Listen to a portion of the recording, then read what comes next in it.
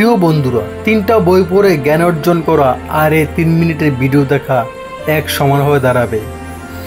জীবন কখনো মসৃণ হয় না, তুমি চাইলেই সব কিছু পাবে না। মানুষ যতটা মুখে ভালোবাসে ততটা অন্তরে নয়। তোমার কষ্ট সবাই বুঝবে না, কারণ ওরা নিজের ব্যথার ওষুধ খুঁজতেই ব্যস্ত, আর সেটা তোমাকে বুঝতে হবে। সবাই বলে সব ঠিক হয়ে যাবে, কিন্তু কবে কিভাবে কেউ বলে না, কারণ জীবন নিজেই এক দাদা। তোমাকে নিজেই বুঝতে হয়, নিজেই লড়তে হয় নিজের লড়াইটা। তুমি যতই ভালো হও না কেন, সবাই তোমার ভুলই খুঁজবে। তুমি যত সাহায্য করো না কেন, শেষ পর্যন্ত ভুল বুঝেই হবে। এটাই বাস্তবতা বন্ধুরা, আর এটি হলো আজকালকার পৃথিবী। তোমার স্বপ্ন যদি বড় হয় তাহলে একা চলতে হবে। পথে থাকবে কাটা, থাকবে চোখের জল, কিন্তু যারা থামে না তারাই একদিন বিশাল ইতিহাস গড়ে, আর তাদের ইতিহাসই মানুষ দেখে। এটাই কিন্তু বাস্তবতা বন্ধুরা। বাস্তবতা হলো তুমি কাঁদলেও কারো কিছু আসে যায় না। মানুষ দেখে শুধু তোমার সাফল্য আর ব্যর্থতার গল্প, তারা শুনতেও চায় না।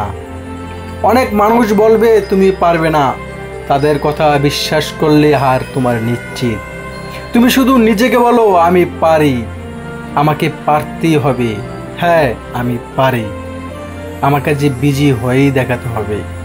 যে ব্যক্তি তোমার ব্যথা বুঝে না, তার সামনে নিজের দুর্বলতা দেখিও না। এই পৃথিবী সহানুভূতির নয়, এই পৃথিবীটা হলো একটা প্রতিযোগিতার, বাস্তব প্রতিযোগিতার বন্ধুরা এই পৃথিবী। তুমি যদি চাও সবাই তোমাকে ভালোবাসবে, তাহলে তুমি চিরকাল কষ্ট পাবে। বাস্তবতা হলো এই দুনিয়ার স্বার্থ ছাড়া কোনো রকম সম্পর্কই আজকালকার যুগে হয় না বন্ধুরা। পৃথিবীর সবচেয়ে একা মানুষ হলো সে, যে সবার মুখের হাসি ফুটাতে চায়, কারণ কেউ কখনো ভাবে না সে কেমন আছে। সে কাঁদে একা, হাসে সবার জন্য। এটি হলো আরেকটি বাস্তবতা বন্ধুরা। যার জীবনে কষ্ট নেই সে কখনো মানুষকে বুঝতেই পারে না। তাই কষ্টকে অভিশাপ নয়, বরং আশীর্বাদই মনে করো।